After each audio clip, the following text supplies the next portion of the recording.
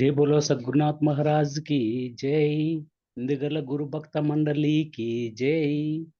शुक्लांबरधरं विष्णुं शशिवर्णं चतुर्भुजं प्रसन्नवदनं ध्यायेत् सर्वविघ्नोपशान्तये। अगजानन पद्मार्कं गजाननमहर्निशम् अनेकदं तं भक्तानां एकदन्तमुपास्महे। ब्रह्मानन्दं परमसुखदं केवलं ज्ञानमूर्तिं द्वन्द्वातीतं गगनसदृशं तत्त्वमस्यादिलक्ष्यम् एकं नित्यं विमलमचलं सर्वदी साक्षिभूतं भावातीतं त्रिगुणरहितं सद्गुरुं तन्नमामि। ईश्वरं परमेष्ठिं च वसिष्ठं जनकप्रभुं सुखं सान्दीपनं कृष्णं चोद्धवं च सदा भजे। श्रीधर स्वामिनं नित्यं बोधकारणमव्ययं भावातीतमहं वन्दे सुखज्ञानैकनिर्मलं वन्दारु जनमन्दारं वन्देऽहं तन्निरन्तरं रामुडगु वंशजं शुद्धं शिवरामाख्यदीक्षितम् कामादिरिपुहन्तारं कारुण्यामृतसागरम् अम्बलूर्यपरावाभिधानं वन्देऽद्य मद्गुरुं श्रीमत्परशुरामान्वयाब्धिचन्द्रमनोरमं नित्यानन्दमहं वन्दे सीतारामगुरुं परम्। आत्मानात्मविनाशनमिति वेदान्तसारान्तं केवलात्मोपदेशिकं रामयार्यं गुरुं भजे। क्षराक्षरमतीतं च अचलपूर्णोपदेशिका पूर्णानन्दपुल्लयार्य सद्गुरुभ्यो नमो नमः। अहमानाहराहित्यं सोहातीतसुबोधकम् अचलानन्दं श्रीवेङ्कटाचलं गुरुं स्मरामि। श्रीमान् अचलार्यदेवी श्रियं पद्मावती देवी श्रीपरिपूर्णाम्बदेवी श्रीगुरुदेवी ओं नमः। अस्मद्गुरुसमारम्भं गुरुर्गुरुसुमध्यमां श्रीपरिपूर्णपीठपर्यन्तं वन्दे गुरुपरम्परम्। जय सद्गुरुनाथ महाराज की जय। हिंदुगल गुरु भक्त मंडली की जय। जय वेमुల రామయ్య తాత గారికి జై। శ్రీ వెంకటాంబ సమేత శ్రీ పూర్ణానంద పుల్లయార్యుల స్వామి వారికి జై। శ్రీ పద్మావతమ్మ సమేత అచలానంద దొండ్లబాగు వెంకటాచలార్య స్వామి వారికి జై। ఇందుగల గురు భక్త మండలికి జై। జయ గురుదేవ. మ్యూట్ చేసుకోండి అప్ప అందరూను. వెంకటదాస్ వచ్చాడు. వెంకటదాస్ వచ్చాడులే. జయ గురమ్మ, జయ గురు. వెంకటదాస్ మొదలుపెట్టప్ప. రికార్డింగ్ ఆన్లో ఉంది.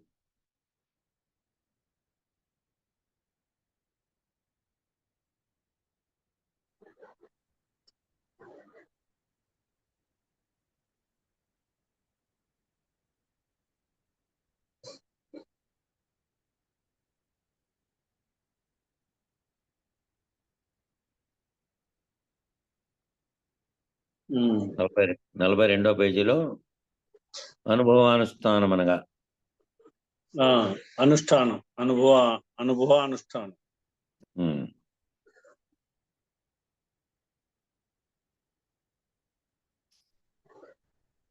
అనుభవానుష్ఠానం అనగా నడవడి, ప్రత్యక్ష ప్రమాణం. యాదృచ్ఛికమునైన ప్రవర్తన అట్లుగాక చెప్పుట, వినుట, తెలుసుకొనుట వరకే అయినచో, అట్లు కాకోకుండా చెప్పుట, వినుట, తెలుసుకొనుట వరకే అయినచో అది వాచా వేదాంతం అగును. కానీ ఆచరించుటయే ప్రాముఖ్యం. ఎందుకనగా ప్రతి పుట్టుకలోనూ క్షణికానందములు, భరింపరాని ఆవేదనలు, గర్భ నరక ఆరాట పోరాటములు ప్రత్యక్షానుభవం కనుక ఇవన్నీ ప్రత్యక్షంగా మనకు తెలియబడతా ఉన్నాయి. ఈ ఆరాట పోరాటాలు, గర్భం నరక బాధలు, భరింపలేనటువంటి ఆవేదనలు, ప్రతి పుట్టుకలోనూ ఈ క్షణిక ఆనందాలు కలిగి ఉన్నాయి. అందుకని వాటిని తప్పించుకున్నటకే దృఢ విశ్వాసం కావాల. వాటిని తప్పించేటువంటి దృఢ విశ్వాసం ఎవరి దగ్గరికి అయితే చేరితే మనము దాన్ని జయించగలుగుమో, గురువులను శాశ్వతానందమున నోలలాడవలయును. గురువులను చతుర్విధ సేవలు సేవించి వారి కరుణా కటాక్షం పొంది శాశ్వతానందమున నోలలాడవలేను. అట్లన్నామని అంత మాత్రమున భార్య పుత్రులను సంసారమును వదిలి దేశదిమ్మరిగా భిక్షాటనచే జీవించమని కాదు. వేదాంతం ఎప్పుడూ సోమరులను తయారు చేయరాదు. తామరాకుపై నీటి బొట్టు మాదిరి అంటక సంసారమును సాగిస్తూ, ఈ బాహ్య సంసారాన్ని సాగిస్తూ పారమార్థికమునకై పాటుపడవలేను. అట్లని భార్య పిల్లలను వదిలిపెట్టి నడిచి సోమరై తిరిగి భిక్షాటం చేసి జీవించమని కాదు. ఇహముఖ భుజం మీద పరముఖ భుజం మీద పెట్టుకొని రెండు సమతుల్యంగా నడవసాగేటువంటి పద్ధతిని నడిపించాల. ఉదాహరణకు ఒక విషయం చెప్తున్నాడు. పాలబాణపై మనసుంచి ప్రతి ఆవు దగ్గర పాలు పిండుకొని వచ్చు పాలవాడి మాదిరిగా సర్వకాల సర్వ అవస్థల యందును గురుమంత్ర భావనపై మనసుంచి భ్రాంతిని దుఃఖమును భయమును వదలి ప్రశాంత చిత్తమున ప్రవర్తించువాడే జీవన్ముక్తుడు. ఇవిడు చుట్టదిట్టుకొని పాలబాణను నెత్తినెత్తుకొని పోతా ఉంటాడు. ఆ బాణం పైన మనసు ఉంటుంది. తాను ఏ ఇంటికి మళ్ళా తిరిగి ఇంకో ఇంటికి పోయి ఆడ పాలు పోయించుకోవాలా, ఆ పాలు పిండుకొని పోసుకోవాలంటే ఆ ఆవు దగ్గరికి పోయేటువంటి మనసు ఉంటుంది. ఆ దారి ఖచ్చితంగా ఏ దారిలో పోలో ఆ దారినే పోతా ఉంటాడు. కానీ ఆ పైన తలకాయ మీద ఉండేటువంటి దాని మీద గుర్తు పెట్టుకొని ఉంటాడు. ఇట్లా పాలబాణపై మనసుంచి ప్రతి ఆవు దగ్గర పాలు పిండుకొని వచ్చు పాలవాడి మాదిరిగా సర్వకాల సర్వావస్థల యందును గురుమంత్ర భావనపై మనసుంచి భ్రాంతిని దుఃఖమును భయమును వదలి ప్రశాంత చిత్తమును ప్రవర్తించువాడే జీవన్ముక్తుడు. అందుకు మంద మోక్షేక్ష, తీవ్ర మోక్షేక్ష, అతి తీవ్ర మోక్షేక్ష గలవాడే అర్హుడు. ఎట్లా అంటే మంద మోక్షేక్ష కాకోకుండా, తీవ్ర మోక్షేక్ష కాకోకుండా అతి తీవ్ర మోక్షేక్ష గలవాడే, అతి తీవ్రత ఉండాలంట, అట్టివాడే అర్హుడు. వీటి విచారణ నాచే రచింపబడినటువంటి సుజ్ఞాన సుధానిధిలో వివరించబడింది. ఈ తీవ్ర మోక్షేక్ష, మంద మోక్షేక్ష, అతి తీవ్ర మోక్షేక్ష అనేటువంటి విషయాన్ని మీరు వీటి విచారణ ఎక్కడ చూడొచ్చు అంటే సుజ్ఞాన సుధానిధిలో ఉంది అని వివరించినాడు. ఇక అనుష్ఠాన పద్ధతిని గమనింపము అంటున్నాడు. అనుభవ అనుష్ఠానంలోనే ఈ అనుష్ఠాన పద్ధతిని గమనించండి అంటున్నాడు. అనుష్ఠాన పద్ధతి ఏమి అంటే పరిశుద్ధము, ప్రశాంతము, నిశ్శబ్ద వాతావరణము కలిగి మంచి గాలి వెలుతురుతో కూడిన ఒక గదియందు సుఖాసీనుడై, ఒక గదిలో కూర్చొని సుఖాసీనుడై నిర్మలము నిశ్చలమైన మనస్సుతో మొదట కనులు మూసి కారణగురు శ్లోకమున గురు ప్రార్థన గావించవలేను.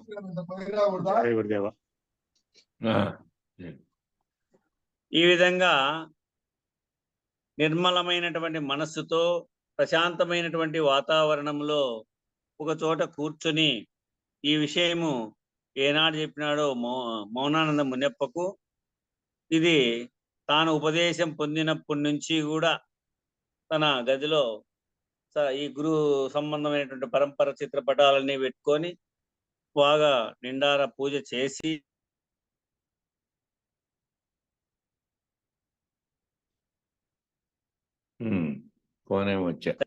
చేసి అది అష్టోత్తర శతనామావళి కూడా రోజు చేస్తాడు.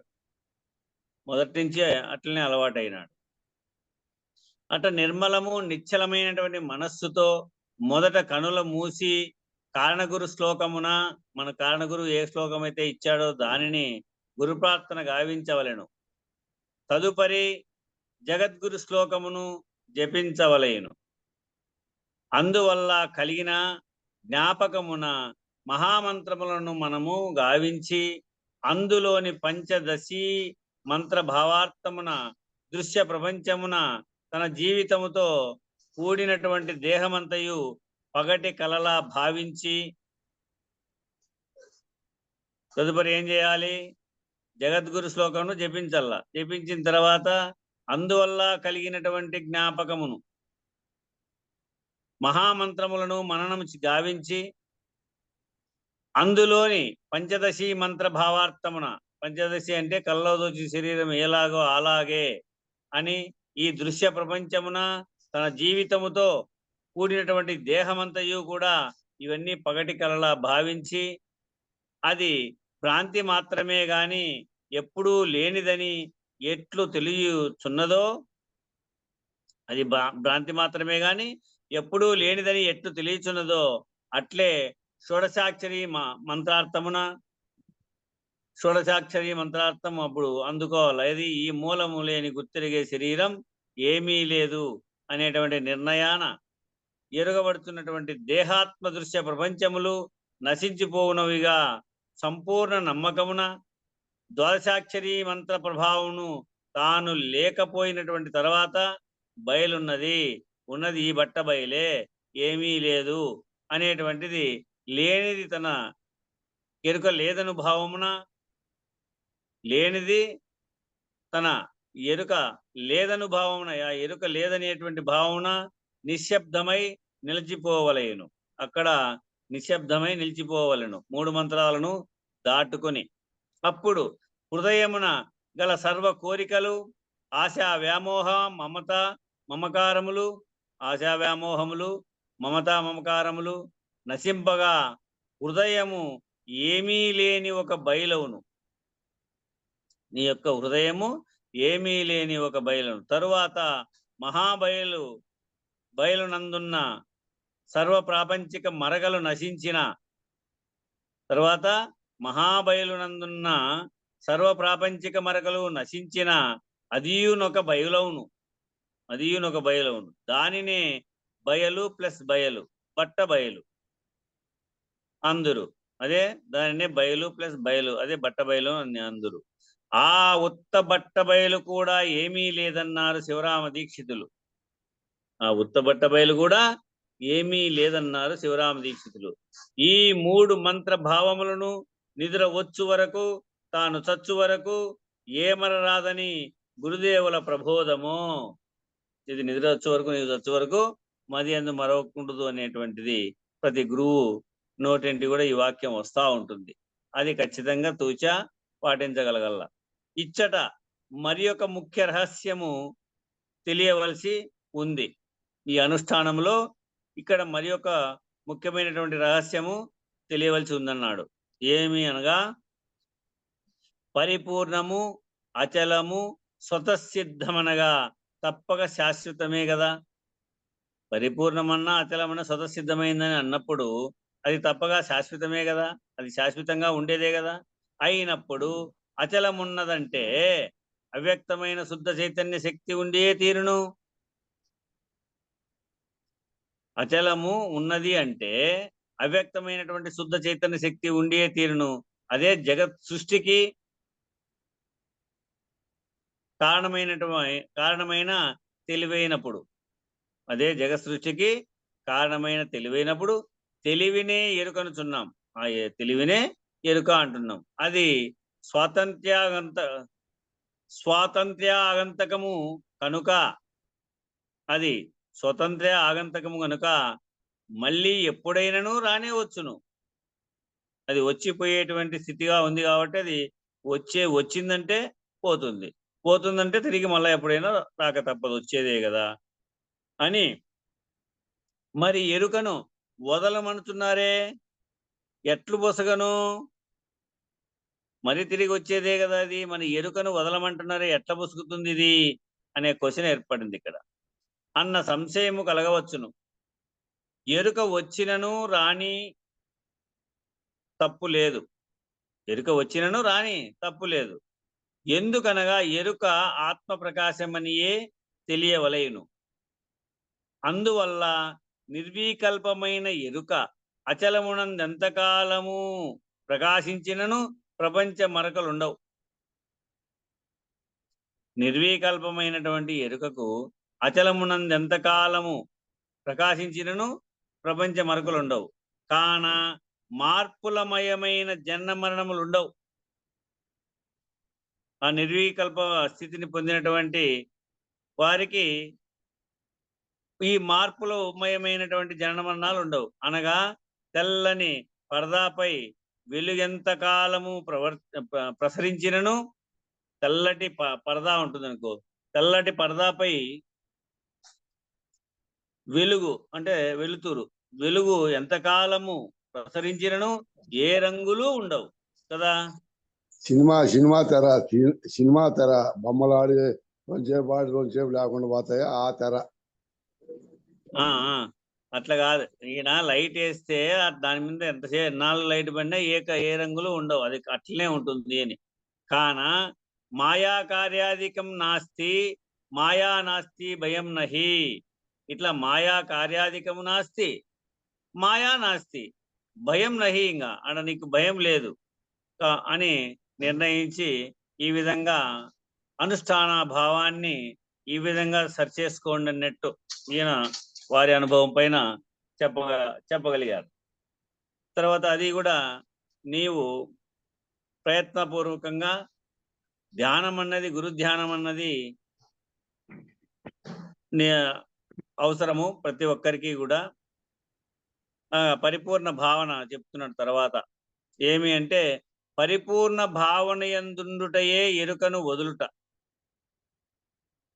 పరిపూర్ణ భావన యందు ఉండుటయే ఎరుకను వదులుట. ఇది అతి ముఖ్యమైన అనుభవ జ్ఞానము. బట్టబయలుండజూచుట ఎట్లో విచారిద్దాం. బట్టబయలును ఉన్నది ఉన్నట్టుగా ఉండజూట ఎట్లో విచారిద్దాం. అచలము నుండి అవ్యక్తము, అవ్యక్తము నుండి మహత్తత్వము, మహత్తత్వం నుండి మహదంకారము, మహదహంకారం నుండి ప్రణవము, ప్రణవము నుండి పంచభూతములు, పంచభూతముల నుండి ప్రాణులు ఉత్పత్తియగు మనము గమనించుతూనే ఉన్నాం. ఈ విధంగా వచ్చింది అని, ఇది ఈ విధంగా వచ్చింది అని అంటే నిర్మలమై నిశ్చలమై నిర్వీకారమై ఉన్నటువంటి మొట్టమొదట చలించనిదయ్యే ఉంది అది. తర్వాత దాని నుండి కామన కలిగి అవ్యక్తంగా ఏర్పడింది. అవ్యక్తం నుంచి మహత్తుగా ఏర్పడింది. మహత్తత్వం నుండి మహంకారం ఏర్పడింది. మహంకారం నుండి ప్రణవం ఓం ఓం అనేటువంటి ప్రణవాక్షరం ఏర్పడింది. ఆ ప్రణవం నుండి పంచభూతాలు ఏర్పడినాయి. పంచభూతముల నుండి పంచప్రాణులు ఏర్పడినాయి. పంచప్రాణుల నుండి ఈ ఉత్పత్తి మనం అంతా ఏర్పడినాం. అంటే పిండాండోత్పత్తి, ఈ బ్రహ్మాండోత్పత్తి వరణంతా ఈ విధంగా వీటిలోనే ఉంది. ఇదంతా గమనించుతూనే ఉన్నాం. ఈ విధంగా వస్తా ఉంది పోతా ఉందని. ఇది ఉత్త భావనయే, ఇట్లా వస్తాందని ఉత్త భావనయే. ప్రత్యక్ష ప్రమాణము మనము భావించియే పై నుండి క్రిందకు ఆ విషయాన్ని అచలం నుండి ప్రాణులుగా మారుతున్నాం.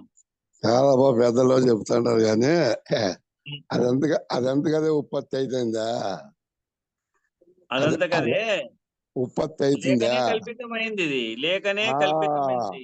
అది నువ్వు కల్పితమైనప్పుడునే అప్పుడు అది ఉత్పత్తి అయింది. లేకనే కల్పితమైంది. ఆ విషయము మాటలతో కాదు, అనుభవంలో తెలుసుకోండి అంటున్నాడు ఈడ. ఈ విధంగా గమనించుతూనే ఉన్నాం కదా. ఇది ఉత్త భావనయే. నీలో ఉత్త భావనే, ప్రత్యక్ష ప్రమాణం కాదు కదా. మనము భావించియే పై నుండి క్రిందకు ఈ విధంగా వస్తా ఉంది. ఈ విధంగా వస్తా అని గుణకారం అయింది. అచలం నుండి ప్రాణులుగా మారుతున్నాం. ఇది తథ్యమే అయినప్పుడు అదే భావన క్రింద నుండి పైకి, అదే భావనతో క్రింద నుండి పైకి ఎందుకు భావించకూడదు? ఇట్లనే వెనక్కి పో. నువ్వెట్లొచ్చినావు? ఎట్లా అంటే దానికి ఉదాహరణ చెప్తా ఉన్నాడు. మళ్ళీ అది చెప్పుకుందాం. ఎట్లనగా బాణుడు నీటిలో ఒక్క చిటికెడు కలిపిన బాణ నీటిలో ఒక చిటికెడు ఏదో అది పోయింది, ఆడ అక్షరాలు పోయినాయి. ఎక్కడా కనిపించక లయమైపోయినట్లు. ఆ మట్టి ఉప్పు స్వామి, ఉప్పు మట్టి ఉప్పు లేదని ఉప్పు ఉప్పు. అదే అక్షరాలు మట్టి, లేవాడ మట్టి. పోయి కట్టేది ఫోటో తీసిండేటి కదా. మట్టి మట్టి కలిపిన ఎక్కడా కనిపించక లయమైపోయినట్లు బాణడ నీటిలోకి చిటికెడు మట్టి కలిపిన ఎక్కడా కనిపించక లయమైపోయినట్లు పృథ్వీభూతమైన దేహము జలాంశమున లయమైపోవునట్లు భావించవలేను. ఓహో, ఆయన చెప్తున్నాడు, మళ్ళా చెప్పుకుందాం అనుకున్నాం. ఆ మాట ఈ కింద నుంచి పైకి లయ ప్రమాణాన్ని చెప్తా ఉన్నాడు. పైనుంచి వ్యక్తమవుతాయని మనం భావిస్తున్నదంతా అయ్యో హలో, చెప్పన్నా. పైనుంచి అన్ని వచ్చినాయని ఏ విధంగా నిరూపణము సైన్స్ ఒక రకంగా చేసింటే వీళ్ళు ఊహించి చేసినారు కదా. ఊహించి చేసినవన్నీ పైనుంచి కింద దాకా ఒక దాంట్లో నుంచి ఒకటి అచలంగా ఉండింది, అవ్యక్తం నుంచి మహత్తుగా మహదంకారంగా ఓంకారంగా దాంట్లో ప్రణవనాదంలో శబ్దంలోంచి ఆకాశం అనే దాంట్లో మిగిలినవన్నీ మళ్ళా పంచభూత సృష్టితో సహా అన్నీ చెప్పారు కదా. మళ్ళా మనం విచారించుకుంటూ పోయి ఏం చేయాలి అంటే దీనిలో నుంచి లయం చేసుకుంటా పోతే ఇదంతా మిగలకుండా ఇదంతా కేవలం తోచిందే. ఇక విచారణ ఫలితం ఏమిటంటే లాస్ట్కి మళ్ళీ అవ్యక్తం కాటికి వేయించి అది ఒక్కటే అప్పటికీ ఉంది.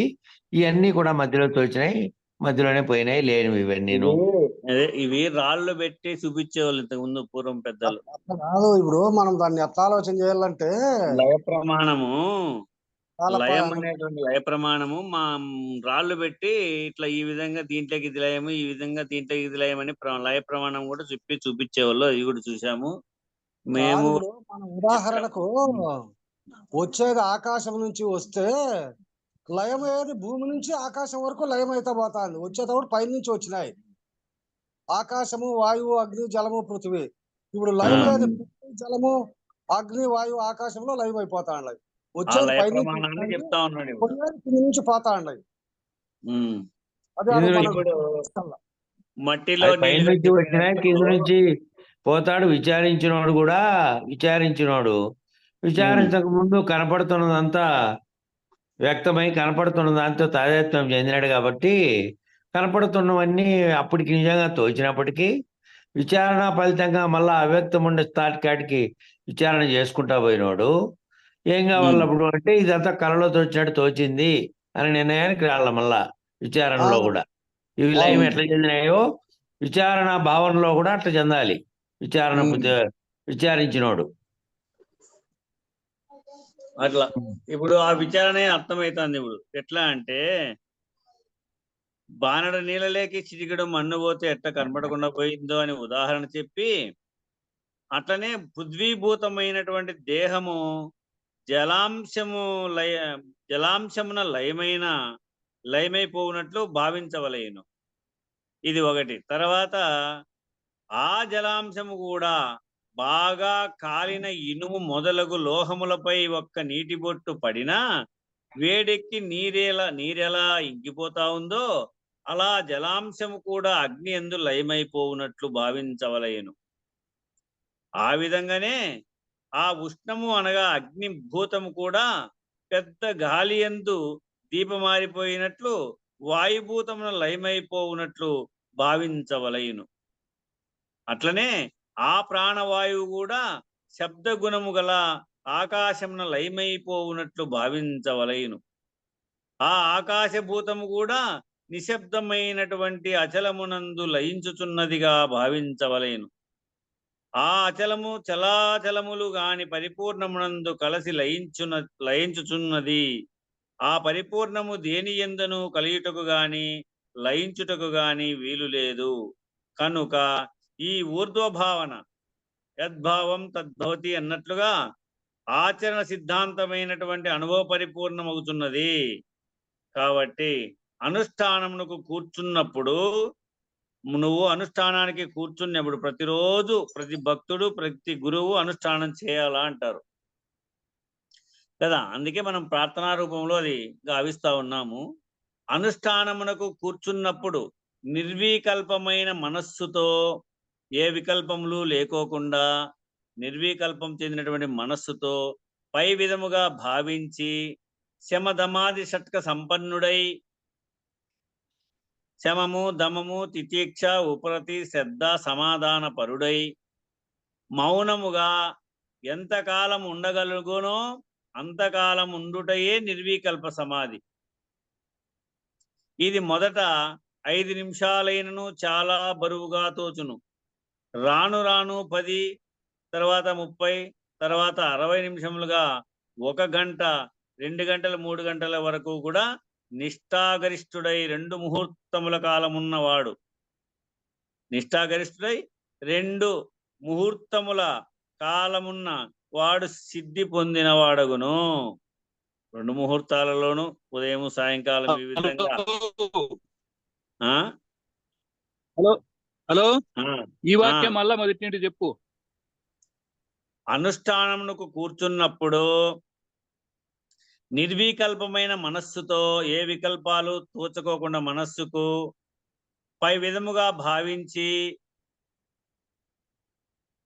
ఈ లయ ప్రమాణానంతా చూడండి.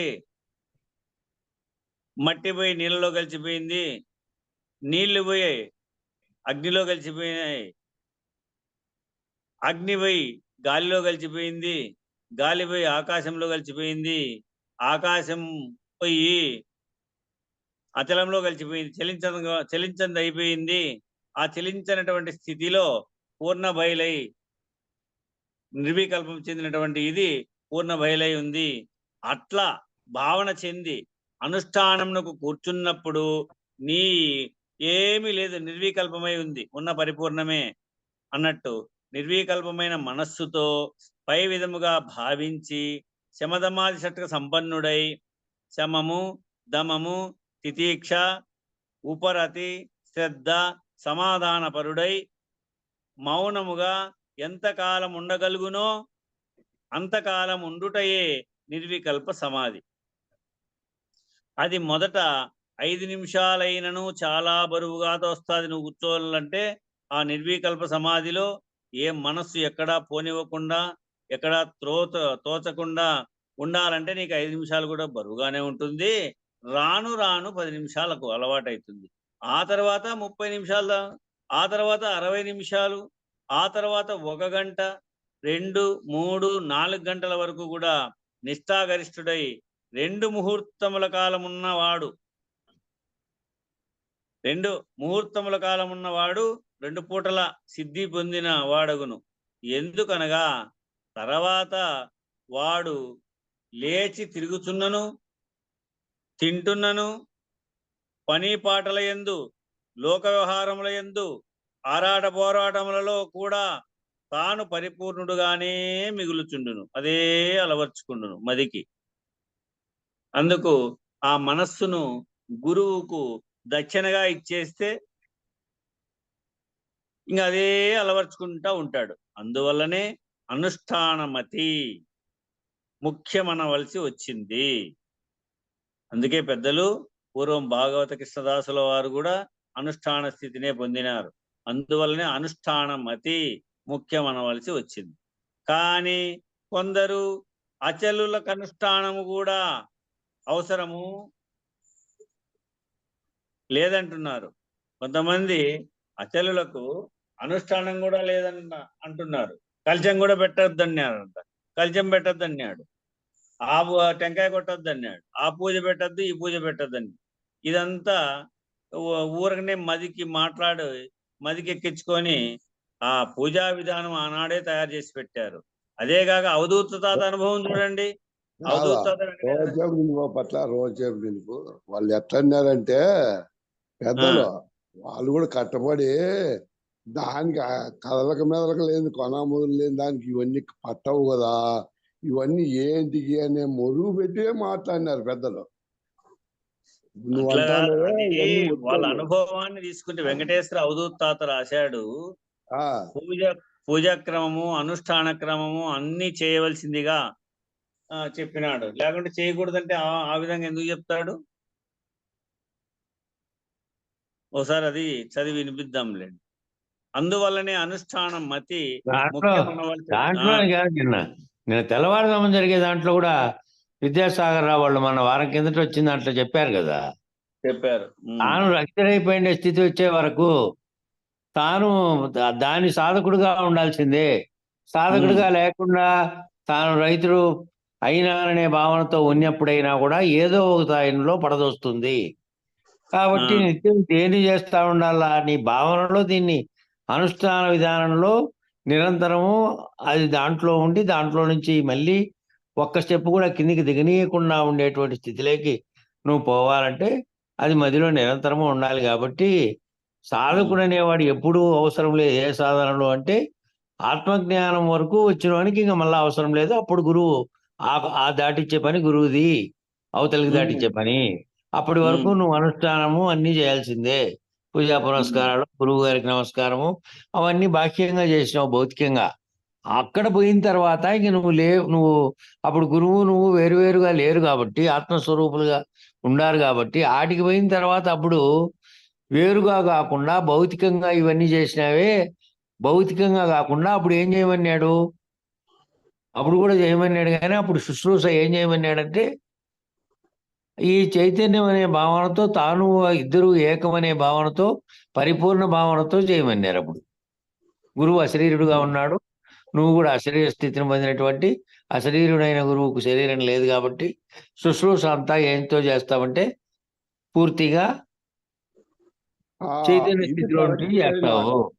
బుద్ధుడు ఒకటి అయినప్పుడు ఇది కరెక్ట్ అయిన మాట చెప్పిన స్వామి. అప్పుడు వరకు అంటే శరీరం అప్పుడు వరకు శరీరంతో చేస్తున్నావు తెలుసుకునేటప్పుడు ఆత్మజ్ఞానం పొందే వరకు కాబట్టి మామూలుగా పాద నమస్కారము, కాళ్ళు కడగడము, తర్వాత దేహ శుశ్రూషలు ఇవన్నీ చేసి ఈ విచారణ అంతకాలం కొనసాగినంత సాధకుడుగా ఉన్నంత కాలము చతుర్వేద శుశ్రూషలు చేశావు. ఆటి నుంచి అశరీర గురుమూర్తికి అశరీర భావనతోనే చేయాలి.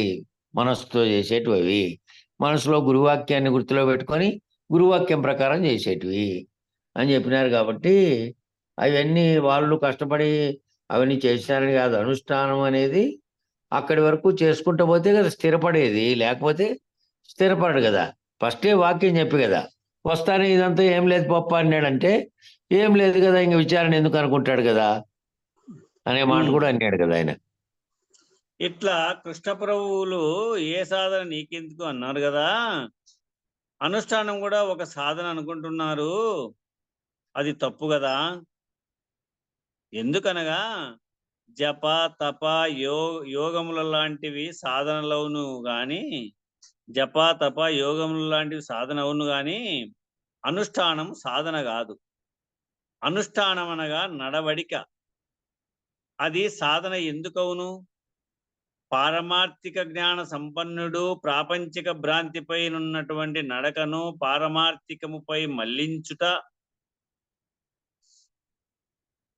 అమనస్కమవును. కానీ సాధన ఎందుకవును? అక్కడ అమనస్క స్థితిని పొందుతా ఉన్నాడు. సాధన ఎందుకవును?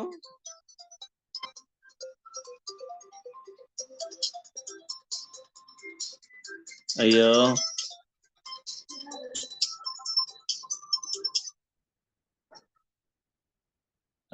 అనుష్ఠానం కూడా ఇప్పుడు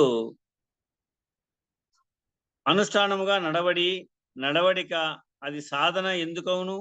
పారమార్థిక జ్ఞాన సంపన్నుడు ప్రాపంచిక భ్రాంతిపై నున్నటువంటి నడకను పారమార్థికముపై మళ్లించుట అమనస్కమవును. కానీ సాధన ఎందుకవును?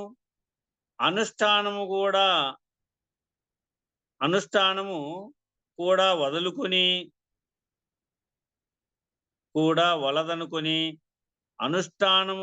వలదనుకొని అంత్యకాలమున ప్రాపంచిక భావనతో ఆశా వ్యామోహమునకు లోనై ప్రాణం వదిలినవాడు అంత్యే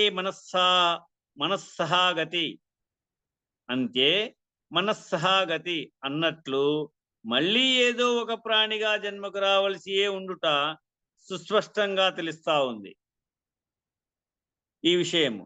అందుకని ప్రాణి ప్రయాణ కాలమున ఈ ప్రాణము ఈ దేహాన్ని ఇడిచి ప్రయాణం చేసేటువంటి కాలమున అనుష్ఠానమున అనగా గురుధ్యానమున తాను పరిపూర్ణముగా భ్రాంతిరహితుడై దేహం ఉండియు నిర్దేహుడుగా ఉండినటువంటి జన్మ రహితమగుట ముమ్మాటికి తథ్యము. ఈ అనుష్ఠాన పద్ధతిలో నిరంతరము భ్రాంతిరహిత స్థితిని పొందేటువంటి రీతిగా నువ్వు నిద్ర వచ్చే వరకు, నీవు సచ్చు వరకు మదియందు మరవకోకుండా ఈ స్థితిని పొంది జన్మరహితం ఒకట ముమ్మాటికి తథ్యమని తెలియబరుస్తా ఉన్నాడు. తర్వాత మరొక్క మాట అంటా ఉన్నాడు, మరొక మాట చెప్తా ఉన్నాడు. ఏమి అంటే అచల పీఠకస్తునైనాను కనుక నేనచలుడునని, దక్షిణాచలమును గాని ఉత్తరోత్తర అచలునవుతానని, ఉత్తరాచలమును గాని పరిశుద్ధమైన బయలును భావిస్తున్నానని, శుద్ధాచలము గాని తలంచక ఈ దేహాత్మలు లేకపోవుటే నిజమని రహితాచలమున రాహిత్యము పొందవలయును. అప్పుడే క్షరాక్షరోపాధి ద్వయదోషరహితము. వాడే పరబ్రహ్మగా నిలిచిపోయిన వాడు ఆకలి దప్పులకు సుఖదుఖములకు జనన మరణములకు అతీతుడై శాశ్వతము అనంతముగా నిలిచిపోవుట తథ్యము. ఇది మరొక మాట చెప్తా ఉన్నానని ఈ విధంగా చెప్పాడు. ఇక మహామంత్రములు, తెలుగు అర్థములు, మహామంత్రాలు చెప్పుకుంటూ తెలుగు అర్థాలు చెప్పాడు ఇక్కడ. ఏమి అంటే పంచదశాక్షరి మహామంత్రము 15 అక్షరములు మంత్రము. స్వప్నే ప్రతీయమాన రూపాణి చ యథాతథ. దాని అర్థము కల్లో దోచిన శరీరం ఎలాగో అలాగే. ఇక షోడశ్యాక్షరి మహామంత్రము 16 అక్షరములు మంత్రము. మూలాభావమిదం జ్ఞాతుం న శరీరం నహిమస్తి. దాని అర్థము మూలం లేని గుర్తిరిగే శరీరం ఏమీ లేదు. ద్వాదశాక్షరి మహామంత్రము 12 అక్షరములు మంత్రము. అయం వ్యర్థ బాహ్య కోపీన భవతి. అర్థం ఈ ఉత్తబట్ట బయలు ఏమీ లేదు. ఈ మంత్రములను సద్గురుదేవుడే శిష్యుని నాలుకపై బీజాక్షరములు లిఖించి కుడికర్ణములో మంత్రోపదేశము గావించి హస్తమస్తకముగా ఆశీర్వదించవలయను కనుక సద్గురు ఉండియే తీరవలయను. ఈ గ్రంథము శ్రీ భగవద్గీత, బైబిలు, పురాణుల వలె పరిపూర్ణ గ్రంథమైనను ఏదో ఒక మతమునకు కులమునకు వర్గీకరింపబడినది కాదు. ఇది కుల మత జాతి వర్గములకు అతీతమైనది. సర్వమానవులకు సద్బోధ ఆచరణీయ సహకారములను అందించుటచే పూజాగృహమునందుంచి పూజింపబదగిన పవిత్ర గ్రంథరాజము. శ్రీ శివరామ దీక్షిత గురు శిష్యులకు సులభముగా అంతరార్థమగును. భక్తి శ్రద్ధలతో పఠించి ఆచరించి భావప్రాప్తి పొందగలరు. ఇక మహామంత్ర అంతరార్థాన్ని చెప్తా ఉన్నాడు. 16 అక్షరముల మహామంత్ర విచారణ ముందే జరిగినది. ముఖ్యముగా ఇప్పుడు ద్వాదశాక్షరి మహామంత్రార్థమును విచారిద్దాం. ఈ ఉత్త బట్ట బయలేమీ లేదన్నారు శ్రీ శివరామ దీక్షితుల వారు. ఉత్త బట్ట బయలేమీ లేదనగా ఏదో బట్టబయలునంతా నిండియే ఉన్నదని భావించవచ్చును. అందుకే ఈ బట్ట బయలును పరిపూర్ణమన అన్నారే గాని ఫలానాది నిండి ఉన్నదని పేరు చెప్పలేదు. పరబ్రహ్మమని పరబాహ్యమని అంటారు. బ్రహ్మ అనగా జ్ఞానము కదా, పరబ్రహ్మమనగా జ్ఞానమునకు ఇతరమైనదని, పరబాహ్యమనగా బయలునకు ఇతరమైనదని అన్నారే తప్ప పేరు చెప్పలేదు. అలాగే ఎరుకకు మీరినదన్నారు. ఎరుకకు మీరినదన్నారు. శ్మశానవాసి వారు కూడా ఎరుకను శ్మశానవాసి వారు కూడా ఎరుకకు మీరిన దాని పేరు చెప్పలేదు. ఎరుకకు మీరిన శ్మశానవాసి దాని ఆయనే. పేరు మహాలయకర్త. మహాలయకర్త, అదే ఉమ్. బెజవాడ శ్రీరాములు. ఎరుకకు మీరిన దాని పేరు చెప్పలేదు, మరియు చరాక్షరోపాధి ద్వైదోషమన్నారు పండితారాధ్యులు. వీరు కూడా ద్వైదోష రహితమైన తర్వాత మిగిలిన దాని పేరు చెప్పలేదు. ఇంకొంత ముందుకు సాగితే చిజ్జడములు, జ్ఞానాజ్ఞానములు, చీకటి వెలుగులు, చలాచలములు మొదలగు ద్వంద్వములకు అతీతమైనదన్నప్పుడు ఆ రెండును పరిపూర్ణముకు కాదనియే తేలుచున్నది. ఆ రెండు కూడా ద్వయభావం చెందితే అది పరిపూర్ణం కాదనియే తేలుచున్నది. కనుక పరబ్రహ్మమును ఏమని కూడా పిలుచుటకు భావించుటకు కూడా వీలు లేదు. శిష్యులకు బోధించుచున్నప్పుడైనను ఏమన్నా ఒక నామధేయమే అగునని, పరబ్రహ్మమని, పరబాహ్యమని, పరిపూర్ణమని పూర్వులు ఒక్కానించిరే గాని చెప్పినారు, ఆ మాట పలికినారే గాని నామరూప క్రియలు నిర్ధారించలేదు. వారు కూడా పెద్దలు దీనికి ఒక నామము, ఒక రూపము, ఒక పేరు పెట్ల.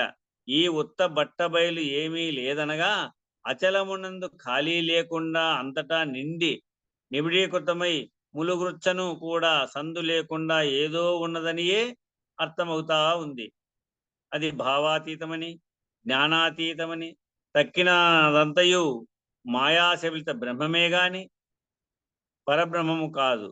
జ్ఞానమునకు అందుబాటు కానిదే పరబ్రహ్మం అయినప్పుడు మన ప్రస్తుత కర్తవ్యమేమనగా అనంతమైన విశ్వములో మూలము లేని గుర్తిరిగే శరీరం ఏమీ లేదని, ఈ ఉత్త బట్టబయలు ఏమీ లేదని సంపూర్ణ విశ్వాసము ఉంచియే సంకల్పముల కెడమీయక శేష జీవితము దేహముండగానే నిర్దేహుడుగా సాగించుచు నిమిత్త మాత్రుడై నిర్మాణము పొందవలయను. నిర్యాణం పొరపాటు కనపడినట్లున్నాయి. నిర్యాణము పొందవలయను. ఈ వివరణాంతరార్థమున్నది. ఈ వివరణ అంతరార్థం ఉంది ఉన్నట్లు గ్రహించి, ఈ వివరణ అంతరార్థం ఉన్నట్లుగా గ్రహించి శ్రీ సద్గురుదేవుల కృపకు పాత్రులు కాగలరని ఆశీర్వదిస్తూ ఈ ఉపదేశామృతము అందిస్తున్నాను. తదనంతరము ఆత్మార్పణ గావించి తరించవలేను. ఇప్పుడు సర్వులు కూడా ఆత్మార్పణ గావించండి. ఆత్మార్పణమనగా ఇది ఉభయతారకమైన వేదాంత ప్రక్రియ. అనుష్ఠానము ఎట్లనగా ఆత్మ అనగా అహంకారం, ఆ కారణము. ఓహో, దీని భావన. ఆత్మ అనగా ఏమింటే ఆ అంటే కారణము, తత్ సంకల్పము, మా అజ్ఞానము అనగా సంకల్ప కారణమైన అజ్ఞానం. ఆత్మ అంటే సంకల్పానికి కారణమైనటువంటి అజ్ఞానం. కనుక ఆత్మార్పణమనగా ఎరుకతోనే నిజమెరిగి ఎరిగిన ఎరుకను గురుదాక్షిణగా నొసంగుట. ఉభయతారకం ఎట్లనగా పరిపూర్ణ పరబ్రహ్మమైన జగద్గురునకు దేహాత్మ దృశ్య ప్రపంచములను సమర్పించిన దృశ్యమానమైన జగత్తు రహితమై బట్టబయలు మిగులుచున్నది కదా. ఆ ఉత్త బట్టబయలు కూడా ములుగృత్త సందులేక పరబ్రహ్మమే పరిపూర్ణముగా నిబిడీకృతమై సర్వత్రా వ్యాపించి ఉన్నదని ఈ ఉత్త బట్టబయలు ఏమీ లేదన్నారు అచల ఋషి శ్రీ శివరామ దీక్షితుల వారు. కనుక జగద్గురునకు ఆత్మార్పణగా తన్ను తాను సమర్పించుకొనుట ఎట్లనగా ఆ జగద్గురునకు ఇప్పుడు మన సద్గురుమూర్తే శివరామ దీక్షితులుగా భావించి అటువంటి జగద్గురునకు ఆత్మార్పణగా తన్ను తాను సమర్పించుకున్నట ఎట్లనగా అనంతమైన పరబ్రహ్మములో అత్యల్పమైన ఆత్మ ఉండియు లేనిదేనన్న సంపూర్ణ విశ్వాసమే ఆత్మార్పణ. కనుక ఆత్మ నేననే అహంకారం నశించును, అందువల్ల జన్మరాహిత్యము జరుగును. అర్పణ గైకొన్న గురుకృపయు లభించును. నువ్వు అర్పణ గైకొంటే ఆ గురుకృప కూడా లభిస్తుంది. గురుకృప అనగా గు అనగా గుణ, రు అనగా రూప, కృ అనగా శాశ్వతమైన, ప అనగా పరిపూర్ణత అనగా గుణరూప రహితము శాశ్వతమైన పరిపూర్ణత. అందువల్ల శిష్యుడు గురుదక్షిణ నొసంగినట్లవును, గురుదేవుడు ఆశీర్వదించినట్లవును. కాన జీవన్ముక్తి కలిగి శాంతి లభించును. ఆత్మ బట్టబయలునందు ఎప్పుడూ లేనిదేనని భావించిన దేహము, దృశ్య ప్రపంచము, సర్వలోకములు లయించిపోవును. అప్పుడు ఉత్త బట్టబయలే మిగులును. ఆ ఉత్త బట్టబయలు కూడా ములుగుచ్చనంత ఖాళీ లేక పరబ్రహ్మమే పరిపూర్ణమై ఉండుటను భావించిన తానే పరబ్రహ్మమై బాసిల్లగలడు. తరువాత ఏమున్నది? ఉన్నదే ఉన్నది. తర్వాత ఏమున్నది? ఉన్నదే ఉన్నది. ఆటిగా సమాప్తము. ఇక్కడ గద్య ఏం చెప్తున్నాడంటే, శ్రీ కోదండ రామయార్య అచ్చమాంబల ద్వితీయ పుత్రుండును, శ్రీ శివరామ దీక్షితాచల సార్వభౌములు పూర్ణానంద పుల్లయ్యార్య శిష్యాగ్రగణ్యుండును, గంగవరము అచలానందాశ్రమ గురుపీఠ వ్యవస్థాపకులను, అచల రత్నావళి, వెంకటాచల శతకము, ఒక జీవిత గ్రంథము, సుజ్ఞాన సుధానిధి, అచల కందార్థ దరువులు, శ్రీ అచల గీత మొదలగు రహితాచల పరిపూర్ణ వేదాంత గ్రంథ రచయిత శ్రీ వేదాంత కవిరత్న బిరుదాంకితులను, అచలానంద మహర్షిను, శ్రీ దొండ్లవాగు వెంకటాచలాచార్యుల వారి ఉపదేశామృతం సర్వం సంపూర్ణము. శ్రీ సద్గురు చరణారవిందార్పణమస్తు. ఓం శాంతి శాంతి శాంతి. బోలో శ్రీ సద్గురు మహారాజ్ కి జై. జై శ్రీ వెంకటాంబ సమేత శ్రీ పూర్ణానంద పులయారులకు జై. జై శ్రీ ఇందుగల గురు భక్త మండలికి జై. జై శ్రీ అచలానంద దొండ్లవాగు వెంకటాచలాచార్యులకు జై. ఇక మంగళం చెప్పండి. రేపు కర్తవ్యమేమో భావన చెందండి. మంగళం అయిపోయిన తర్వాత అది ఆఫ్ చేసి నుంచి మాట్లాడదాం. లేదు, మంగళం చెప్పండి ఫస్ట్. జై బోలో సద్గురునాథ్ మహారాజ్ కి జై. ఇందుగల గురు భక్త మండలికి జై. సర్వమంగళ నిర్వికల్ప సాధు రూపా సర్వసాక్షి సద్గురోత్తమ స్వామి మంగళం. అండపిండ బ్రహ్మాండంబులనంతా నిండి ఆది మధ్యాంతంబులెరుగనియ చలాచార్య.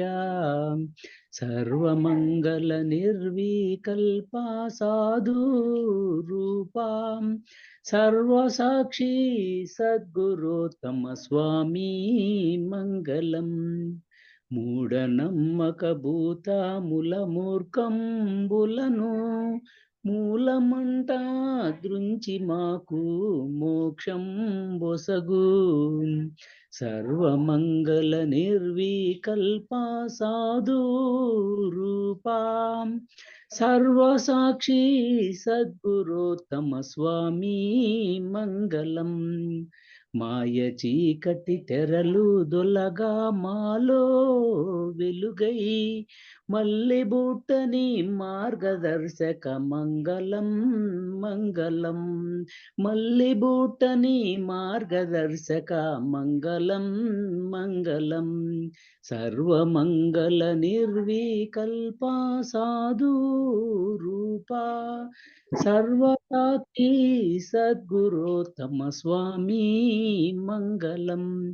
మంగళం జ్ఞాన రూపాయ మాయాభ్రాంతి నివారణే మంగళం వెంకటాచల మహాత్మా గురుమంగళం అఖిలాండ కోటి బ్రహ్మాండ నాయక ఆది మధ్యాంతరహిత నామరూప క్రియా శూన్య జ్ఞాన స్వరూప అనంత అచ్యుత అప్రమేయ కళాపూర్ణ తేజోమయ సత్య సంకల్ప స్వామి నిర్మల నిర్గుణ నిరంజన నిరామయ నిర్వికల్ప నిర్దేహ స్వతసిద్ధ మృత్యుంజయ స్వగురు పరమగురు పరమేష్టి గురు సద్గురు నిజ గురు అచల గురు పరిపూర్ణ గురు పరబాహ్య గురు జగద్గురు పరబ్రహ్మ గురుదేవా నమో నమః సద్గురు చరణం